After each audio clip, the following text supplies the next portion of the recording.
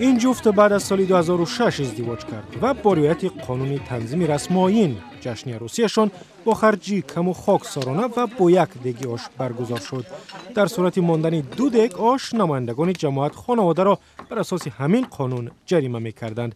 صدها هزار عائله دیگر در تاجیکستان توانستند به شرافت قانون تنظیم بچه‌هایشان را زن و یا دخترانشان را شوهر بدهند، چون بر طبق قانون تنظیم خرجات زیاد در معرکه ممنوع است. در واقع این قانون به خانواده ها کمک کرد که برای رسم و آیین‌های قدیمی که از قرنها پیش به ما رسیدند خرجی بیهوده نکنند.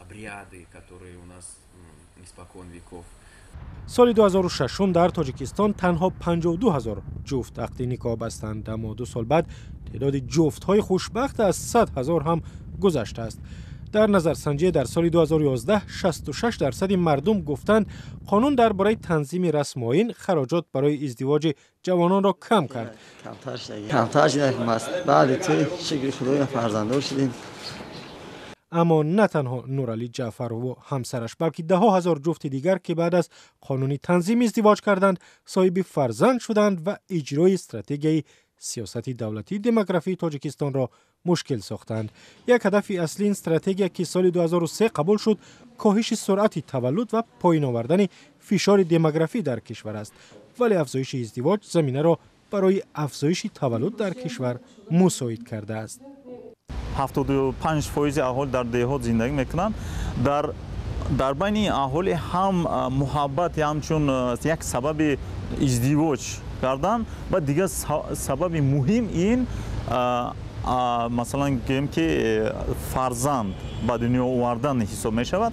در شهر باشد، در یکم جای محبت باشد، حسیات باشد، در دهات ها فرزند به دنیا آوردن این سبب می شود. سال 2006 در تاجیکستان اندک بیشتر از 186,000 کودک تولد شده است، ولی سال 2010 در کشور 240,000 طفل به دنیا آمده است. تولد افزودنش نه بلکه از حساب خودی افزودن کودک در یک عائله، مثلا 5-6 کودک، نه، از حساب افزودن مقدار عائله ها کودک بسیار شده ایستادن. گرچند در یک عائله مثلا 3 کودک باشد، لیکن مقدار خود عائله ها در جنوب تاجیکستان خیلی بسیار می باشد.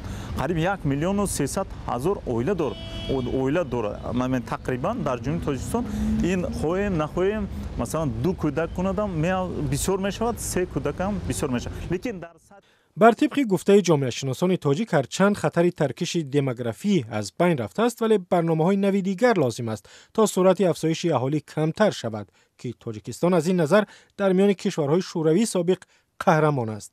در عکس حال به گفته جامعه شناسان تاجیک زیاد شدن اهالی در تاجیکستان کمزمین می تواند فلاکت‌های زیاد اجتماعی را به بار آورد.